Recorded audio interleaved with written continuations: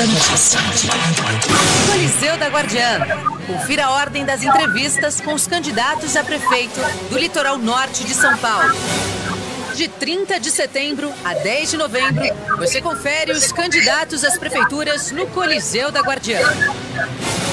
Música e informação na palma da sua mão. A Guardiã da Notícia. A Guardiã da Notícia. Bem-vindo à era dos dados. Você tem 1 minuto. Em 60 segundos, muita coisa acontece nesse novo mundo. E a sua comunicação não pode ficar para trás.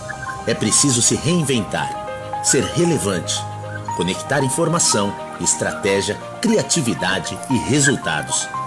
Para tudo isso, conte com a Octopus. A gente faz essa conexão acontecer. Octopus, a sua comunicação na era dos dados. A Guardiã da Notícia. A Guardiã da Notícia. A Guardiã da Notícia. A Guardiã da Justiça. A Guardiã da Justiça.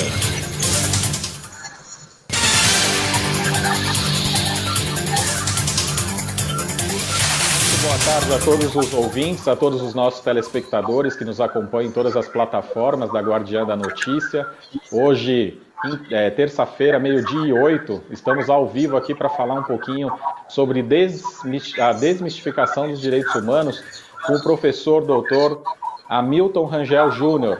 Professor Hamilton, o senhor me ouve? Ricardo, como vai? Tudo... Ricardo? Ouvindo, professor. Eu ouço você muito bem. Ótimo. Então vamos lá. Primeiro te agradecer, dizer que é um prazer enorme tê-lo aqui no nossa Guardiã da Justiça. Eu falo que esse programa aqui nosso é o beabá do direito e o dia a dia da justiça, ou seja, é como a gente leva um assunto jurídico para o dia a dia e para a vida do cidadão comum, né? Como que ele aplica o direito ou como ele enxerga o direito no cotidiano da vida pessoal dele. E nada melhor e ninguém melhor para fazer isso de uma forma tão simples como você, para falar um pouquinho aqui sobre direitos humanos. Mas eu queria, claro, que você se apresentasse, desse o seu alô, para depois a gente, então, fazer esse bate-papo muito bacana com uma pessoa que eu admiro bastante, que é você, Hamilton. Ricardo, primeiro de tudo, elogiar a iniciativa de vocês. Eu tenho uma ambição bastante quixotesca de que um dia nós consigamos falar com a grande massa sobre justiça de maneira que todo mundo entenda, não é? Porque nós ainda vivemos naquele momento histórico em que há uma distância muito grande entre as pessoas e os seus direitos, muito por culpa da linguagem. E um programa como o seu, uma iniciativa como a sua, aproxima as pessoas do justo, é muito, muito, muito bem-vindo esse tipo de procedimento, esse tipo de iniciativa. Parabéns a vocês aí. E vindo de você, né, Ricardo? Onde você bota a mão, vira ouro, rapaz. Você é um cara especialista. Imagina. Aliás, é uma satisfação enorme. Eu fiz uma rememoração aqui das nossas muitas ações que fizemos juntos e me veio à cabeça que, embora a gente tenha feito uma live com o meu escritório recentemente, a gente acabou não abordando isso, né?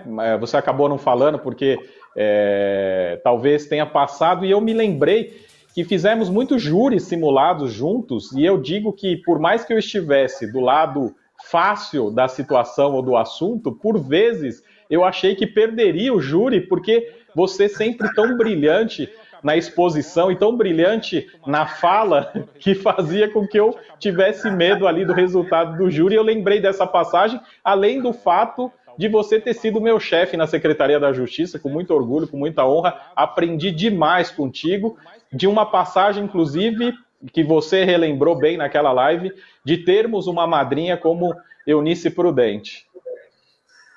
Ricardo, veja, primeiro que a Eunice dispensa comentários, né? Ela é minha madrinha profissional, foi minha professora no primeiro ano de faculdade, ela me deu o primeiro emprego, assim, mas assim, antes de me formar, eu já estava empregado por ela como professor. Enfim, eu não vou me alongar falando de Eunice, porque vai parecer redundância. E Eunice também tinha essas façanhas de me colocar em situações como essas. Deixa eu falar para o público. O júri simulado era o seguinte, era um processo no tribunal do júri para condenarem o racismo. E a Eunice me colocava para defender o racismo. Percebe a facilidade que ela me criava. E aí a gente dava para fazer aquelas piruetas retóricas, argumentativas, para poder encontrar algum caminho defensável para esse horror que é o racismo, né? Indefensável sempre. E dividindo o plenário com o Ricardo, isso me dava muito mais conforto, né? Não segurança quanto ao meu trabalho, mas conforto porque eu sabia que eu estava lidando com alguém de uma inteligência diferenciada, que ia, pelo menos ele ia brilhar na cena. E era o que acontecia. Não era bem assim. O brilho era conjunto, mas muito mais destacado para o seu lado. E nós rodamos o estado, né? Fomos para Presidente Prudente, fizemos em Santo André, fizemos bastante coisa aí pelo estado. E foi um momento muito bacana. E aprendi contigo, e aí já entrando nesse tema da desmistificação dos direitos humanos, que eu acho que é importante para a sociedade em geral entender um pouco do que são os direitos humanos, em especial na prática, que você tinha uma forma de dizer os direitos humanos com três pilares, que eu não sei se isso mudou ao longo do tempo, mas você falava a parte conceitual, a parte lógica e a parte linguística. Eu não sei se você aumentou para explicar, mas eu acho que é um bom começo para que você possa introduzir esse tema dos direitos humanos para o cotidiano das pessoas, sem que elas venham com aqueles bordões muito característicos de uma sociedade que muitas vezes prega aquilo que a maioria diz. E você, né, com toda a sua competência, qualidade intelectual, você sempre quebra esses paradigmas e mostra para a população que muitas vezes esses três pilares explicados mostram muita coisa do que realmente são os direitos humanos. Eu queria que você explicasse um pouquinho sobre esses pilares e se eles se mantêm nesse período em que a gente se manteve um pouco distante aí. Sim, Ricardo, veja, vou completar loguinho 30 anos de carreira como professor de direito, que é tudo que eu sou. Eu sou só um professor de direito, um curioso sobre como ser justo. E, a meu ver, todo curso de direito, ele é baseado nesses três pilares. O bom aluno de direito, o bom advogado, o bom juiz, o bom promotor, ele tem que conhecer do direito essas três referências, conceito, lógica e linguagem. E para explicar para a sociedade, os critérios também são os mesmos, né? Explicar direitinho os conceitos, nem sempre uma palavra vulgar no direito tem o mesmo sentido, e a gente precisa simplificar isso para as pessoas. A lógica do direito, como é que um juiz monta a sua decisão, de onde é que a gente parte para poder decidir. A gente nunca parte do palpite, nunca parte da emoção, a gente parte da análise de um fato, combina esse fato com o que diz a legislação, para depois construir de forma argumentativa uma decisão convincente. Entender essa lógica, depois de ter entendido os conceitos, é indispensável. E, finalmente, a linguagem, né? O direito precisa entender que há uma diferença entre conversar com o juiz, conversar com o promotor e conversar com o líder comunitário, conversar com o telespectador. Trabalhando esses três pilares, no direito como um todo, eu acho que a gente promove essa ambição a que me referi no começo, de aproximar o direito das pessoas. E no âmbito dos direitos humanos, que são o dia a dia das pessoas, é a rua, não é? É o supermercado, é a abordagem policial, são as relações afetivas, as relações familiares. Essa preocupação conceitual, lógica e linguística tem que ser mais intensa. E eu vejo, sabe, Ricardo, e aqui minha homenagem a todos os ativistas de direitos humanos, todos os lutadores, não é uma briga fácil. Nós temos um problema grave a respeito da temática dos direitos humanos, que é o preconceito geral que se criou em torno disso. A sociedade, quando ouve falar em direitos humanos, já pega um certo ranço, uma certa resistência, porque se optou por um caminho que eu considero muito mistificador do que sejam os direitos humanos e quais são seus desafios práticos. E é simples de entender, né, Ricardo?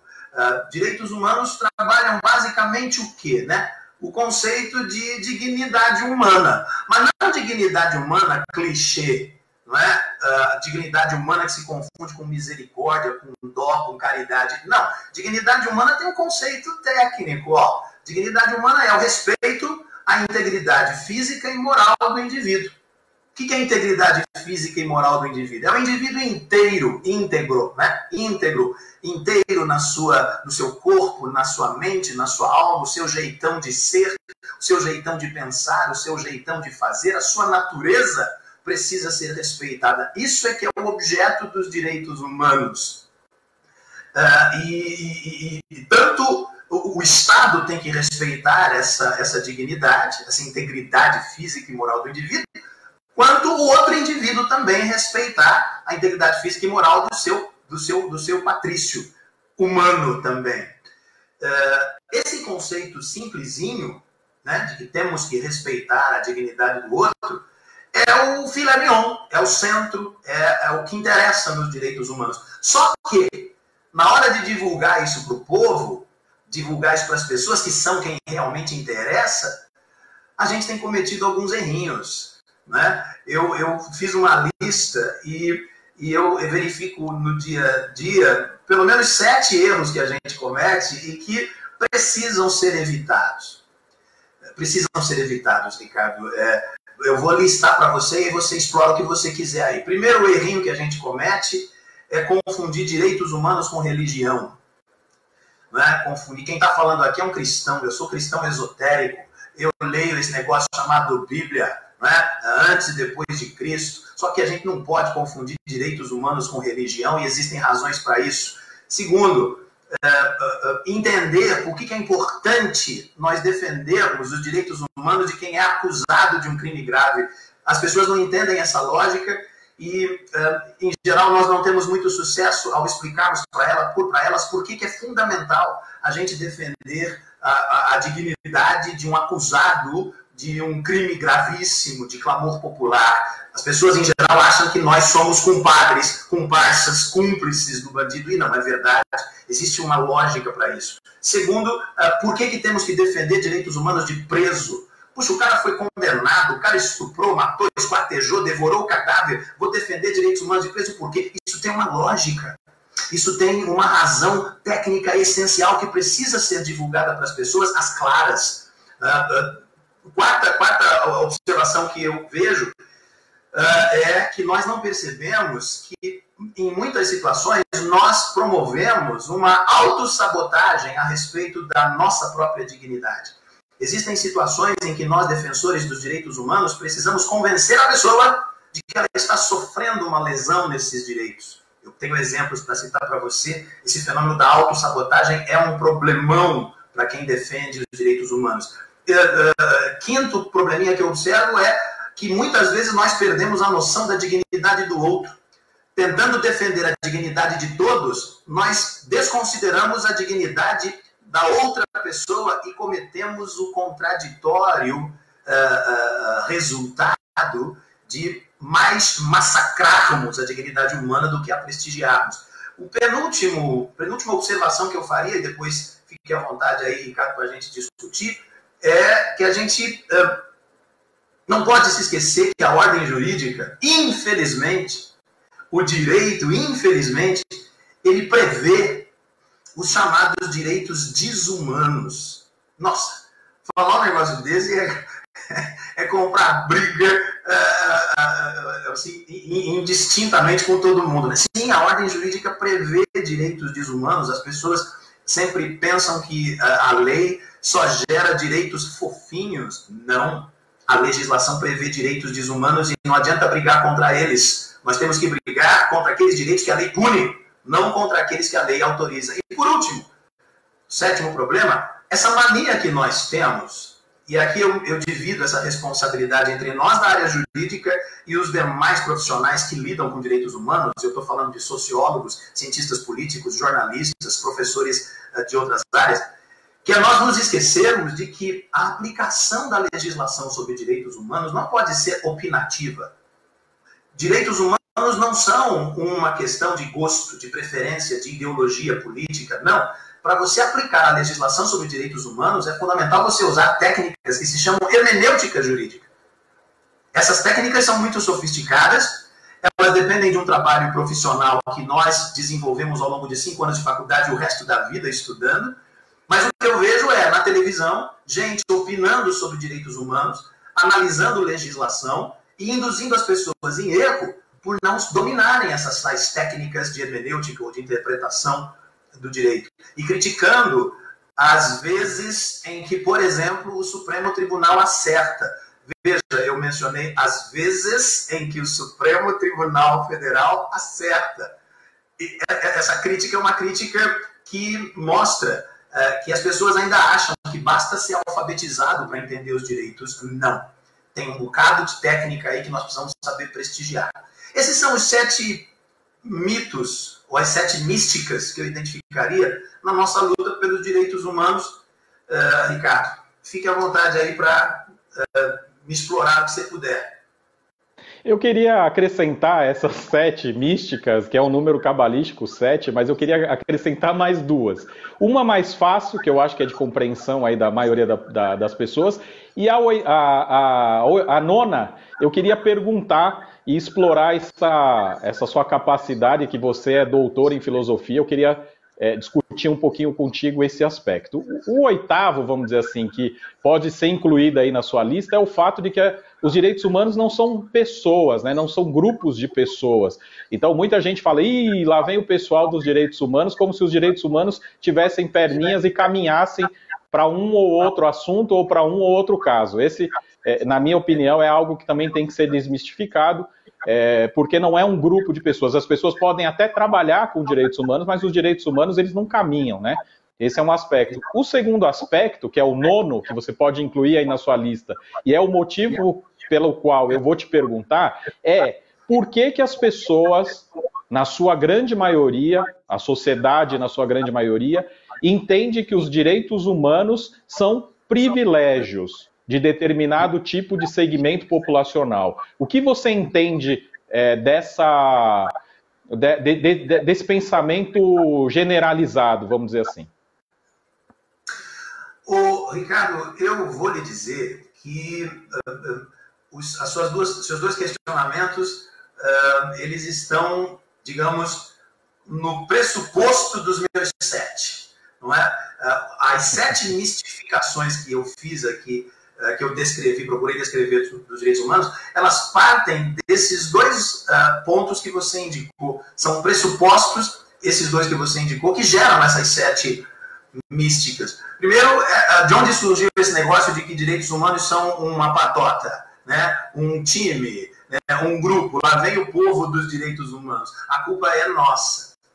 Nós, defensores dos direitos humanos, Ricardo, nós temos o hábito de, quando vamos argumentar para a sociedade sobre a importância desses direitos, a gente costumar mostrar para eles que nós temos que ter peninha do criminoso. Os defensores dos direitos humanos só aparecem na mídia quando é para falar dos pobrezinhos que estão detentos numa cadeia ou internos da Fundação Casa. Nós não temos competência para revelar que direitos humanos eles são um conjunto de responsabilidades que envolvem também a defesa da vítima, da testemunha, do policial, as medidas preventivas, que direitos humanos incluem não apenas questões criminais, mas também direitos relativos ao consumo, direitos relativos à tecnologia, direitos relativos à bioética, direitos relativos ao trabalhador. Nós somos muito ruins de marketing. Quando vamos falar dos direitos humanos, nós damos a impressão de que somos uma patota que só defende bandido, e não é verdade. O bandido também tem direito à dignidade, tem uma lógica para isso. nós não somos cúmplices do bandido, existe uma razão técnica e lógica para isso, que podemos tocar mais tarde, mas vamos muito além disso tudo. Mas nós não fazemos o mesmo barulho para as outras temáticas dos direitos humanos. Eu cheguei a dar uma palestra certa vez na própria Secretaria de Justiça sobre segurança alimentar. E que é um dos elementos de direitos humanos de primeira geração. Segurança alimentar, alimento tem a ver com manter o indivíduo vivo. E eu, então, tratava da importância de os rótulos dos produtos terem uma linguagem mais clara, mais nítida, para que o consumidor pudesse verificar se, por exemplo, ele vai ter uma crise de alergia ao comer aquilo ali. Hoje nós temos isso resolvido, essa palestra foi coisa de uns 10 anos atrás. E eu fiquei abismado quando um dos líderes comunitários se levantou irado e dizendo: o que o senhor está falando? Direitos do consumidor não são direitos humanos. Porque na cabeça dele, direitos humanos são apenas aqueles direitos relacionados a crimes, a bandidos, etc. Não entra na cabeça dele que saber consumir o seu alimento e ter segurança para isso faz parte da manutenção da sua integridade física e moral. Ou seja, criamos a ideia de patota porque nós somos ruins de marketing, temos que mudar isso. E com relação à ideia de privilégios, Ricardo, eu vou depositar essa culpa também em nós. Também em nós. Nós, defensores dos direitos humanos, espalhamos para as pessoas que nós somos monopólio de determinados grupos. Não é? Nós somos monopólios dos negros, porque os defendemos contra o racismo. Nós somos monopólio dos gays, porque os defendemos contra a homofobia. Nós somos um monopólio dos acusados. E não divulgamos adequadamente que nós trabalhamos também pela vítima. Você trabalhou na Secretaria de Justiça conosco, e você se lembra da dificuldade que nós tínhamos para colocar na mídia serviços públicos essenciais, como Provita, por exemplo, que protege vítimas e testemunhas, um trabalho belíssimo. O nosso trabalho de mediação que é feito, né? Os procedimentos bacanas de reinserção social dos internos da Fundação Casa. Nós nunca fomos competentes em fazer marketing do nosso trabalho. Daí surgirem essas duas, digamos, esses dois pressupostos das mistificações. Somos uma patota e apenas nos dirigimos a alguns privilegiados. Culpa nossa. E como que você pensa essa disputa pelo assunto dos direitos humanos, quando você tem atribuído aos direitos humanos uma ideologia mais à esquerda e a atribuição a ela de certas questões, e a direita também disputando esses direitos humanos para defender outras questões? Você já disse aqui que os direitos humanos são únicos, porém, hoje no Brasil há essa polarização, essa disputa sobre um tema. Você acha que isso ajuda? Você acha que isso contribui? Você acha que realmente essa coisa dos direitos humanos estarem com uma ideologia mais à esquerda, ela é real, não é? O que você pensa dessa disputa? Acho essa disputa um tremendo tiro no pé, porque ela não faz o menor sentido, Ricardo. São os direitos humanos que nos facilitam sermos de esquerda e que nos facilitam sermos de direita. Os que são de direita porque os direitos humanos garantem a ele direito de propriedade, direito de autonomia da vontade privada, de liberdade de associação. São os direitos humanos que garantem a eles essas prerrogativas. E os que são de esquerda, a mesma coisa, a liberdade de consciência, direitos sociais, a ordem social. Ou seja, os direitos humanos são a razão pela qual direita e esquerda existem. Um desses dois lados, querer ter um monopólio sobre os direitos humanos, é demonstrar muito desconhecimento. É navegar na ignorância da ideologização de um assunto que atravessa a vida de todos nós. Os direitos humanos estão aí para todos, esquerda, direita, em cima, embaixo, céticos, agnósticos, ateus, umbandistas, etc.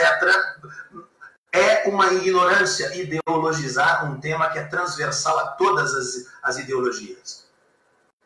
Muito bom. Certa vez, eu participei de um grupo de trabalho da Polícia Militar a partir de alguns tipos de violência praticados por policiais, e eu fui convocado para para pensar um pouco do currículo em direitos humanos que era aplicado aos policiais militares. Eu confesso que na minha fala eu disse para eles que eu me sentia ali um estagiário e que eu acreditava que quem fez aquele currículo tinha a melhor das intenções e tinha colocado tudo aquilo que os policiais tinham que aprender.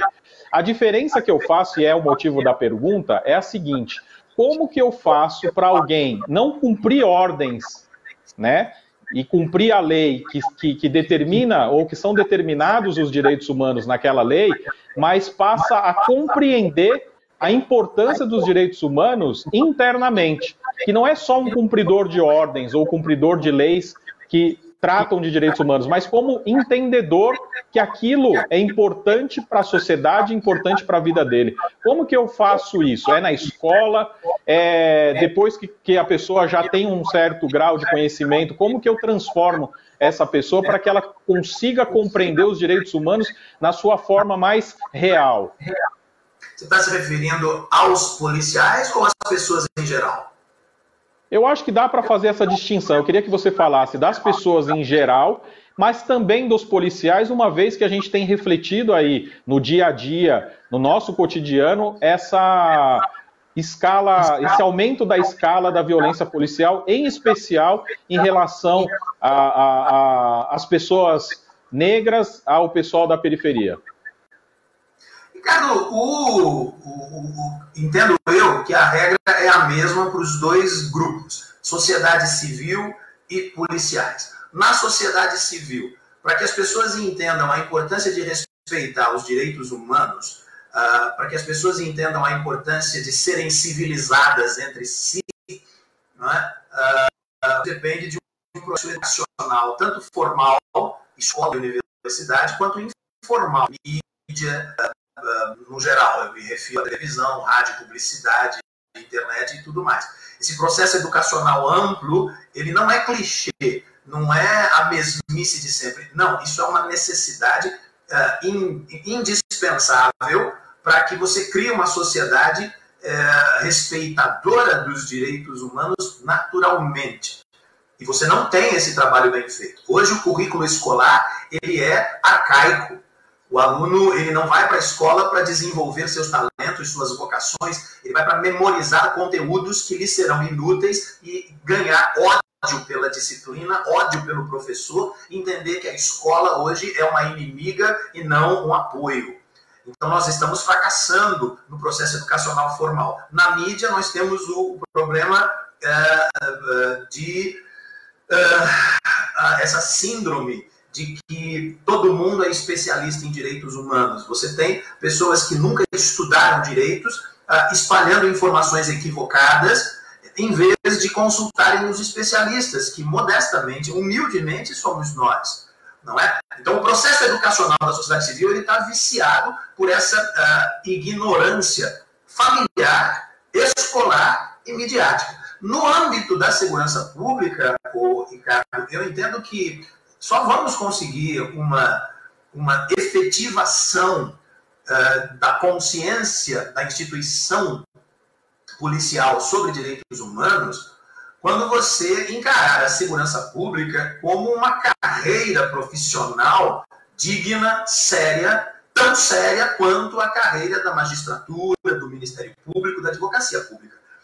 E não é essa a realidade que nós vivemos. Hoje nós temos o policial, e aqui eu não estou defendendo nem acusando, eu estou refletindo fatos, não é? Nós temos um policial, uma praça da Polícia Militar, que mora na favela, vizinho do bandido, que muitas vezes ele tem que perseguir, ganhando um salário miserável, sendo objeto de opressões, de assédios morais dentro da corporação, por causa daquele bendito princípio da hierarquia. Ou seja, é um cara oprimido que tem a obrigação de sair de manhã, colocar sua vida em risco para tentar evitar outras opressões. Isso é o pior dos mundos. Então, para que você tenha a condição de implementar na segurança pública uma política de consciência sobre direitos humanos, os direitos humanos dos policiais precisam também ser prestigiados. Estamos ao vivo aqui com o professor Hamilton Rangel Júnior, falando um pouquinho sobre a desmistificação dos direitos humanos.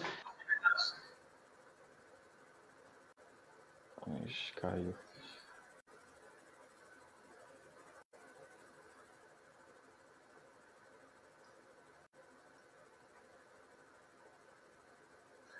Eu não estou te ouvindo, Ricardo.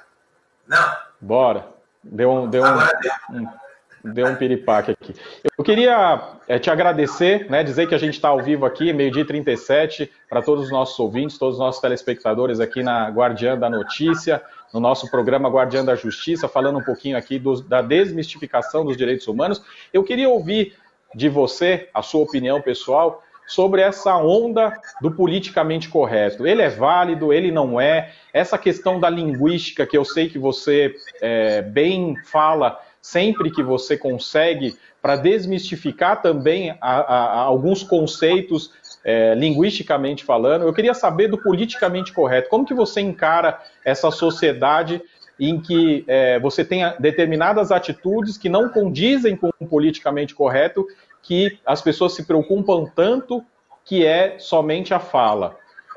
Como que você vê isso?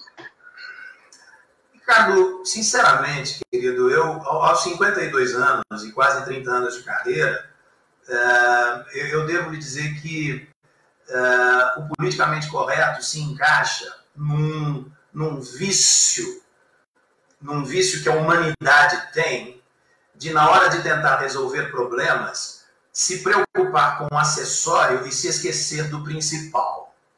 Sabe aquela história?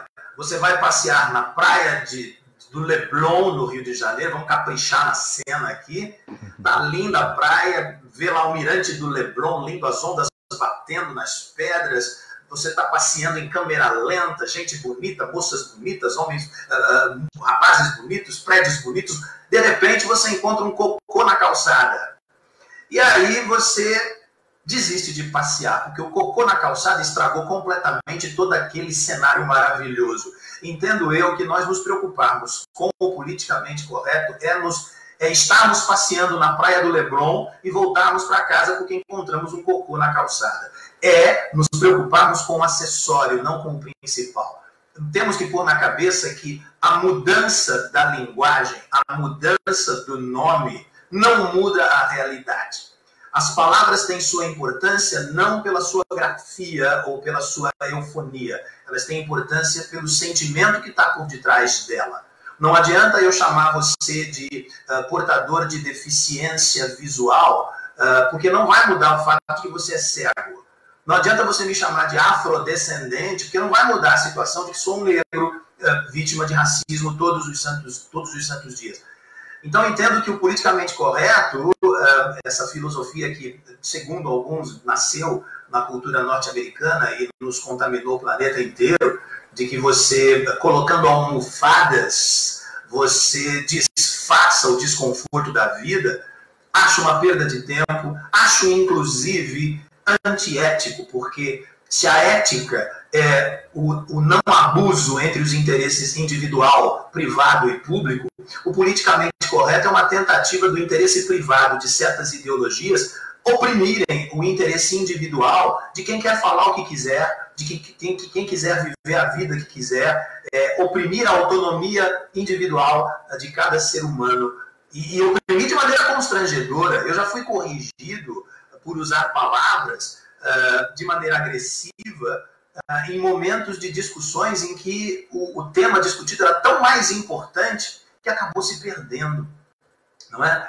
Então, resumindo para responder você, acho politicamente correto uma inconveniência, um equívoco intelectual, um vício de ficarmos nos preocupando com o acessório quando o principal é que deve ser objeto da nossa preocupação. Muito bom. Algumas pessoas, né, a partir das suas ideias, do que você passou aqui para os nossos espectadores, vamos supor que eles querem se aprofundar mais em alguns conceitos, em algumas questões envolvendo direitos humanos, para sair um pouco dessa mesmice e desse politicamente correto, dessa questão de ir com a maioria. O que você recomenda para os nossos ouvintes para que eles possam, de alguma forma, terem acesso a algum tipo de informação que você acha que é relevante? Algum livro, algum filme, alguma música? Você que é das artes, você que é uma pessoa culturalmente privilegiada do ponto de vista de ter bom gosto, conta aí para as pessoas como que elas podem, de alguma forma, introduzir os direitos humanos de uma forma bacana para a vida delas? Ricardo, eu vou propor uma postura, não uma obra ou algumas obras.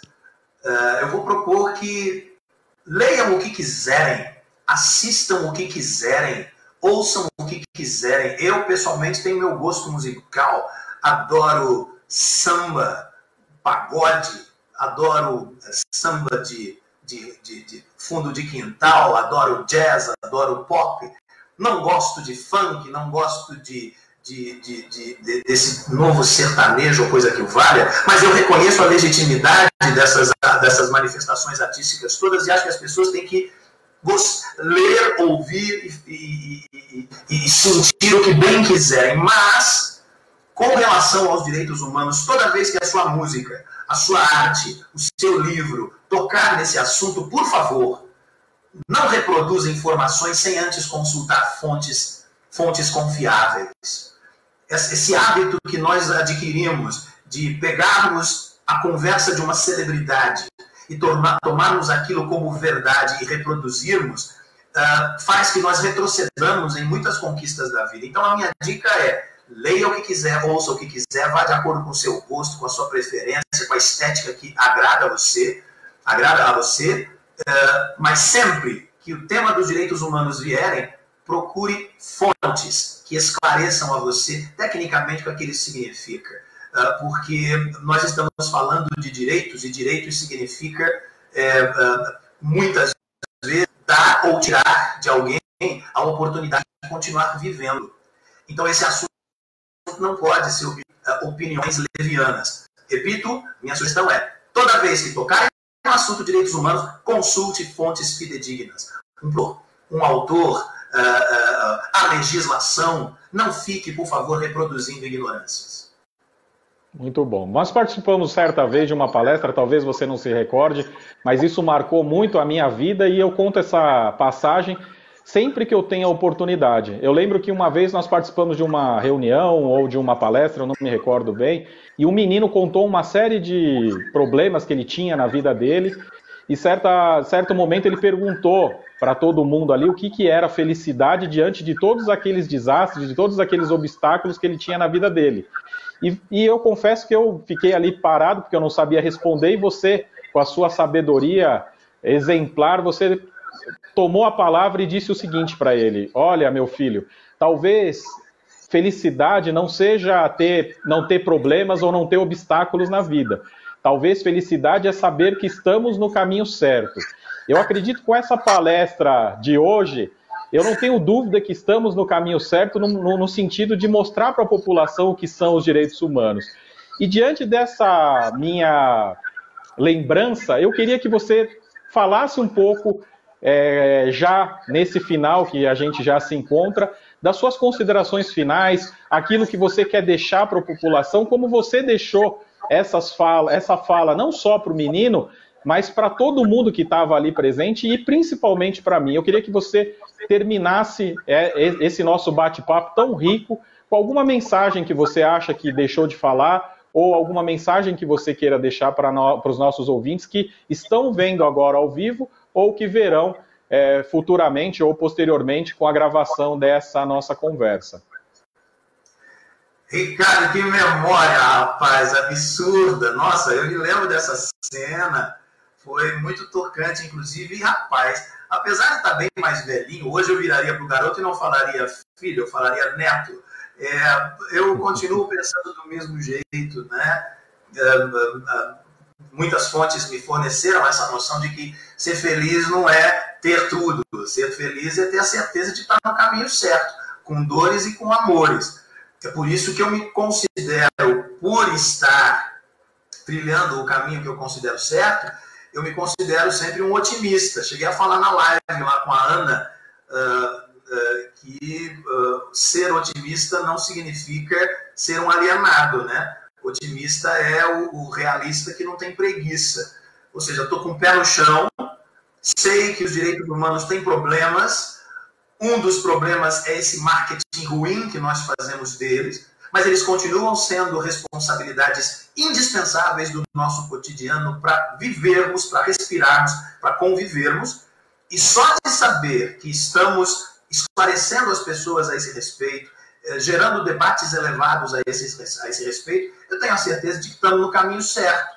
E isso me deixa absolutamente feliz. Nesse caminho certo, temos que estar atentos. E, por exemplo, eliminar esses 7 mitos que eu mencionei no comecinho, visando a fazer que os direitos humanos deixem de ser um assunto tão antipático para as pessoas e passe a ser conversa de mesa do domingo, com aquele macarrão e frango assado, não é?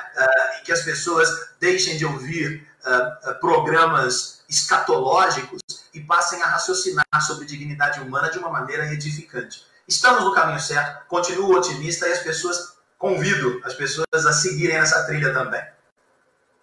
Muito bom. Recebemos hoje o professor Dr. Hamilton Rangel Júnior falando um pouco da desmistificação dos direitos humanos aqui no nosso A Guardiã da Justiça, na Guardiã da Notícia, música e informação na palma da sua mão. Eu quero mais uma vez agradecer o professor Hamilton, agradecer toda a equipe técnica que nos deu condição de estarmos aí presente na casa de vocês, ou agradecer todos os ouvintes e desejar a todos uma boa tarde e até terça que vem. Muito obrigado, Hamilton. Grande abraço, Ricardo, rapaz, que entrevista bacana, preparada, parabéns, meu amigo, que orgulho, adorei. Você deu mais vida ainda ao tema. Obrigado, querido. Um grande abraço a todos. Espero que você volte com um tema novo. É sempre um prazer recebê-lo aqui. Muito obrigado. Agradecer mais uma vez a equipe técnica, Mano Din, a Aline, a Melissa e a nossa chefinha Gabriele Tricânico. Um beijo para todo mundo. É isso aí. Abraço. Abraço.